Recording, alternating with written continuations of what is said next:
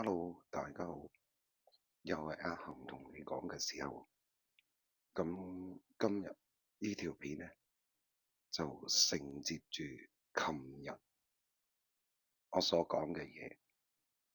咁琴日呢，我就出咗條片，就關於殘疾人士受襲嘅時候，你哋要注意嘅嘢，要留意嘅嘢，要做啲乜嘢。咁今日呢條片呢，就專課女性嘅殘疾人士，或者係一啲即係普通嘅女性，如果遇着呢啲咁嘅情況，係要點做呢？咁今日講嘅係究竟乜嘢呢？就係關於強姦、非禮、偷拍，同埋關於俾受盡一啲言語上嘅侮辱，你要點樣做？咁啊，好多人呢都問：哇，恒哥，你作為一個男人，你點樣可以喺女人嘅角度去講呢個問題呢？嗱，其實人之常情嚟嘅。點解我咁講呢？就係因為無論你係男性定係女性，如果你俾人哋強姦、俾人非禮、俾人哋偷拍、俾人哋言語上侮辱，其實基本上都係有責任去舉報，因為喺法例上邊係唔容許嘅事嚟嘅。咁好簡單，有一樣嘢，我舉個例嘅。假設你係一個女性，你係一個普通嘅女性啊，咁你坐車嘅時候，因為好擠迫，咁你就同人哋有碰撞，但係企喺你後邊嗰個，佢借住個碰撞，伸隻手埋嚟揩你，去摸你，咁你嗰刻，你會唔會嗌救命啊？正常人係會嗌救命嘅。我同你講有一樣嘢就係，好多時啊，遇着呢啲咁嘅嘢啊，好多人都選擇啞忍。點解呢？因為佢覺得拗又嘥時間，報警又嘥時間，倒不如啞忍啊。嗱，以前呢，的而且確係有呢啲咁嘅情況出現。咁但係啞忍係咪一個辦法呢？我同你講，啞忍唔係一個辦法嚟嘅。遇着呢啲咁嘅環境啊，梗係第一時間即刻嗌救命、嗌非禮，跟住報警。如果你坐車，譬如你坐地鐵，即刻揾其他乘客幫手啦，嗌救命啦，嗌非禮啦。我覺得有呢啲咁嘅嘢咧，千祈唔好怕醜，唔好怕麻煩。你一怕醜，你一怕麻煩，咁就大件事啊！你係助長緊人哋去犯呢件事，所以啞忍千祈唔好，因為啞忍咧，你只會令到人哋覺得有一次就會有第二次。好啦，如果嗰個係殘疾人士嘅女性，又點算呢？嗱，通常咧坐地鐵咧，我相信大家會有一個經驗，就係當一擠迫嘅時候咧，就真係冇嘢講嘅。分分鐘咧就人碰人啦，實會有少少嘅輕微碰撞，少少嘅啫。咁但係嗰少少嘅輕微碰撞，又係唔係可以借啲意去犯呢件事咧？我可以話俾你聽，其實唔係理所當然俾你借住呢個藉口去犯呢件事。咁如果嗰個女性嘅殘疾人士遇到呢啲咁嘅事，點算呢？嗱，非禮咧有幾樣嘢嘅。咁啊，譬如有啲咩猥褻行為，譬如有個男人企喺個殘疾人士嘅坐輪椅嘅女性隔離，咁但係佢咧就用自己嘅下體去碰嗰個女性殘疾人士塊面。嗱，記住啊，嗰個女性嘅殘疾人士係坐住個輪椅啊，咁算唔算叫猥褻咧？算唔算叫非禮咧？非唔非禮咧，就喺一個法律角度咧，就要睇律師點睇，睇差人點樣睇法。但猥褻行為呢樣嘢咧，就一定㗎啦。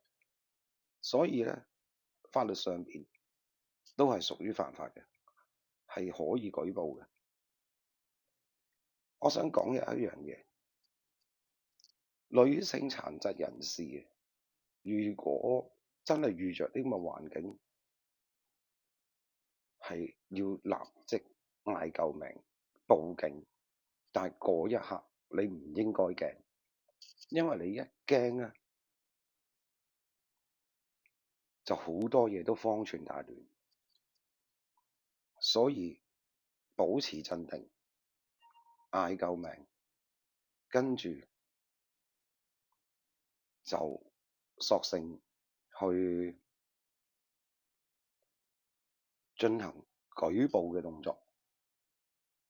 咁但係當然啦，係咪有效咧？我話俾你聽，尤其是坐地鐵係一定有效嘅。如果遇着呢個環境，你就算嗌救命、報警，係絕對有效。點解咧？第一，有途人幫你，有乘客會幫你。第二，而家地鐵嘅車廂咧，好多時係有 CCTV，即係嗰隻眼仔咧。咁嗰隻眼仔咧，你唔好以為佢係一隻普通嘅車廂嘅保安系統啊。佢如果喺你遇着呢咁嘅環境嘅時候，分分鐘可以將成個情形錄低，跟住一舉上個法庭，就係最有效嘅法律證據。所以我奉勸大家，真係尤其是係女性，遇着呢啲咁嘅環境咧，唔好驚，唔好怕醜，你一定要遇着呢啲咁嘅情況下，要舉報，要報警，要舉報。恒哥喺呢度真係鼓勵大家，鼓起勇氣，遇着呢啲咁嘅環境一定要舉報。好啦，有啲人問，哇，恒哥，如果咁樣搞法，我以後仲使嫁人嘅？我覺得有一樣嘢咧，如果你因為咁樣而你驚咗，你唔舉報咧，反而唔係一件好事，因為你嫁唔嫁到人同你舉唔舉報係兩件事嚟嘅喎，啱唔啱先？即係如果你嘅另外一半或者你嘅男朋友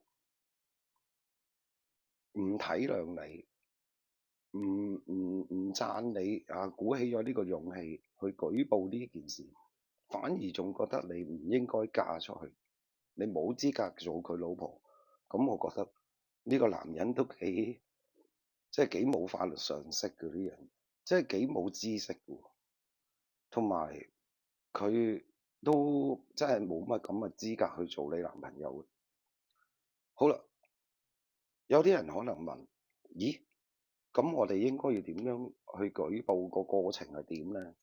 嗱，如果你喺地鐵啊，不論你係健全嘅女性，定因為你係殘疾人士嘅女性，恒哥喺度俾個意見你。第一，除咗嗌救命、嗌非禮之外，第二樣嘢就係打電話報警，揾乘客撳停個車廂，通知個車長你有件咁嘅事，要下一站嘅當值警員去月台嗰度幫你手。嗱，因為每一個地鐵站咧，佢都有一個當值嘅，或者有兩三個當值嘅警員咧，喺地鐵站嗰度當值嘅。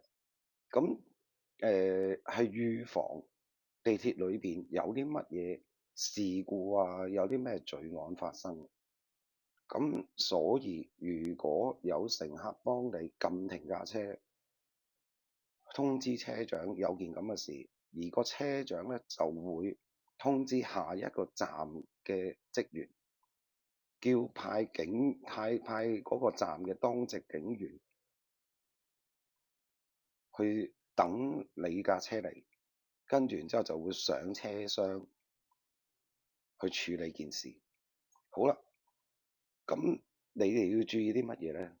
嗱，其實同琴日嗰個環境嗰個要注意嘅嘢都係差唔多嘅，但係咧有啲嘢係有唔同嘅。嗱，譬如話你要知道，你要好清楚、好冷靜話俾個警員聽，你嘅個人資料，你識唔識得呢個人？你當時發生緊咩事？你係準備去邊一度？要做啲乜嘢？嗱，呢啲咧，呢5樣嘢咧係好緊要嘅，因為個警員係要知道你搭呢架車係諗住去邊，你要做啲乜嘢，你當時點解會喺車廂發生件咁嘅事，個環境係點嘅。好啦，跟住你就要好清晰、詳細話俾個警員聽，當時個車廂環境擠唔擠迫，多唔多人，個男人做過啲乜嘢？點解呢個男人做過啲乜嘢？你都要好清晰、好詳細咁樣講咧。因為越仔細嘅嘢係可以幫助個警員去幫你處理件事，去判定呢個人係唔係真係有涉及猥褻嘅行為，甚至乎有冇非禮嘅意圖或者企圖。咁你做齊晒呢8樣嘢，咁跟住個警員咧就會有可能問你有冇時間同埋啲警員一齊去警署嗰度落口供嘅。好多人都會諗，唔係啊嘛，行過又落口供，好煩喎，煩還煩，但係落口供咧係必然嘅。可能你會諗，唔係啊嘛，我喺車廂都落完啦，仲落？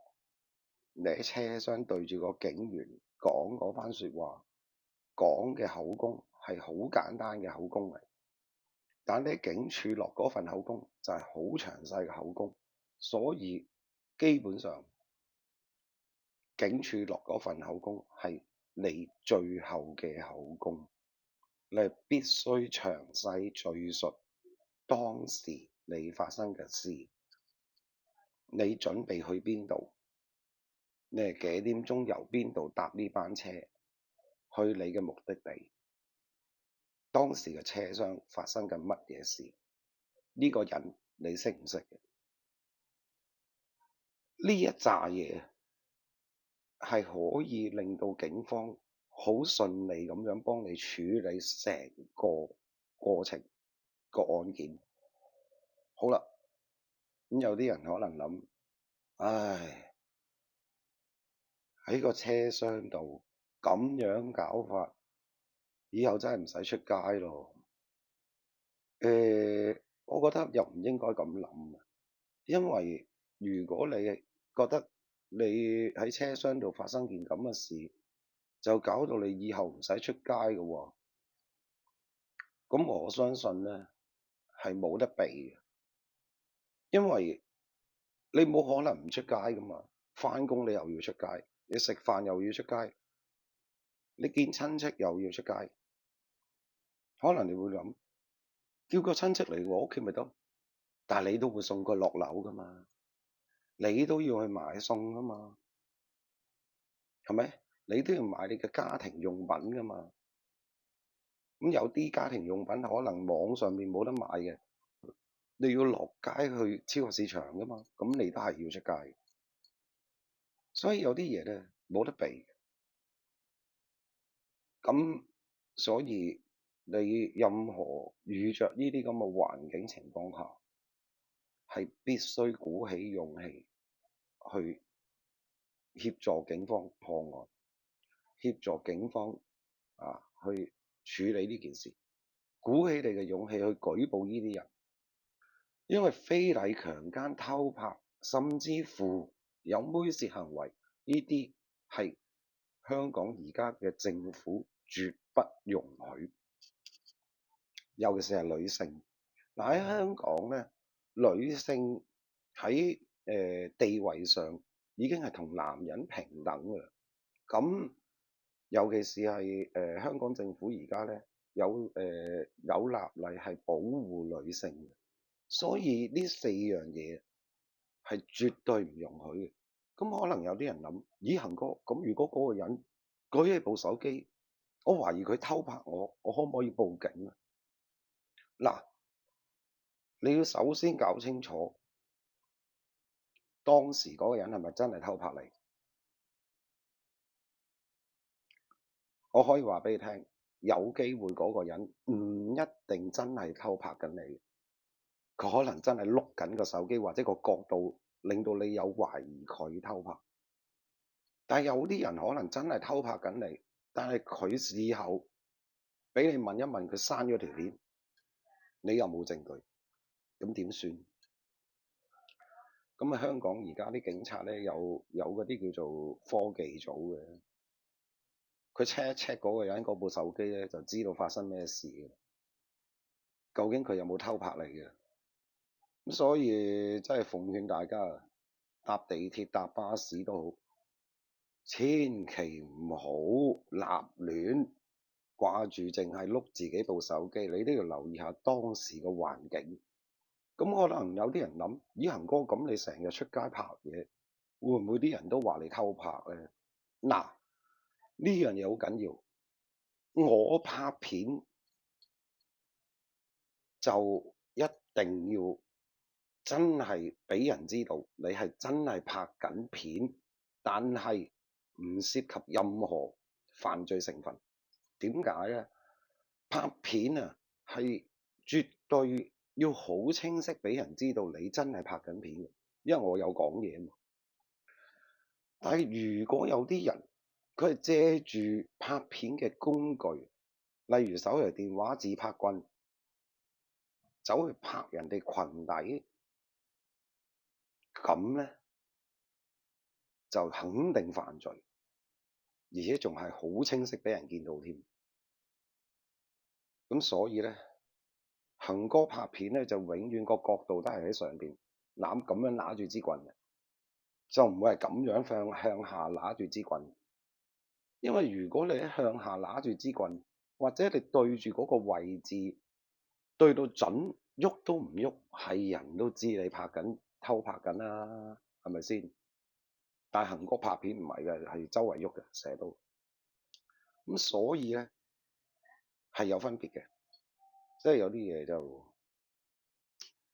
總言之，無論你係 YouTuber 要出外拍片又好，你係拍片俾自己嘅朋友又好，你係拍片俾自己嘅親戚，話俾佢自己嘅親戚聽。哦，我曾經到過呢個地方，好靚喎，我想介紹喎，拍上去，影上去 Instagram 啊、Facebook 啊嗰啲。總之記住，拍片必須依法守法，唔係話愛唔愛國嘅問題，但係依法守法走去拍片啊，總好過你拍咗啲片出嚟俾人話你犯法。呢樣嘢係真。咁可能有啲人諗，咦，恒哥，咁如果有人偷窺我點算啊？咪即刻大聲喝佢咯！咩事啊？而家偷窺喎，你唔喝佢，仲有邊喝？佢可以喝邊個啊？係咪先？我唔理嗰個人有心定冇心，喝佢一聲，喂，你做咩啊？你望咩望？咁咪得咯。如果個人駁你咧，就同佢鬥嘈。你睇下其他啲車廂啲人點樣幫你咧？尤其是係女人，如果咁樣發現呢個冇環境，女人出到聲，實有人幫我同你講。但係要視乎個理據係你啱定係人哋啱。咁可能人哋真係冇心偷窺你嘅，佢又啱得咁巧，個車廂逼架車廂嗰架車一錯，佢對眼嘅視線又啱啱向正下邊，有啱得咁巧嘅啫。但係有啲嘢係咪真係下下都有咁啱得咁巧咧？嗱，咁就要睇差人點睇啊。唔係其他人嘅事，個思想個角度，係睇差人個角度。就算擺到上庭，都係睇個法官嗰把尺點樣度嘅啫。如果兩者嘅口供俾咗上法庭嘅話咧，個法官咧就要睇個把尺點樣量啦。咩叫尺咧？就係睇個法官嗰個思向、嗰個思維、個方向究竟向邊邊覺得有道理。咁所以真係有時候啲嘢一定要即場搞清楚，就總好過你事後先嚟諗翻，咦係喎，我好似蝕底咗俾人喎。嗱，所以有啲嘢啞忍唔係一件好事。你唔當場搞清楚，就係你有問題。如果你即場搞清楚咧，唔代表你有問題，只係個個都覺得哇，你真係有勇氣，個個都欣賞你啊，大佬，你舉報罪案喎，大佬，咁樣都有俾人話，咁恒哥就真係覺得呢個世界唔公平。今日呢條片咧就好簡單話咗俾大家知，女性無論係普通嘅女性，定係話你係殘疾人士嘅女性，遇着呢啲咁樣嘅強姦、偷拍、猥褻、非禮呢4樣行為啊，連埋偷窺呢5個行為，你要點做？其實嚟嚟去去都係幾個步驟：冷靜、嗌救命、報警、揾人幫手、做證，跟住協助差人落口供、舉報罪案。我想講，恒哥作為一個男人，我係好憎人去非禮。點解咧？因為非禮咧，即係喺我恒哥嘅心態係唔容許嘅。即係喂，你男人老狗，冇理由未拍過拖啩？你冇理由未掂過女人啩？咁點解要走去非禮人哋？你貪乜嘢？你貪新鮮？點解話你係貪過癮？點解話你貪手癮？點解你好奇啊？但我覺得乜嘢理由都好，都唔應該咯。非禮喎，真係，如果你諗住要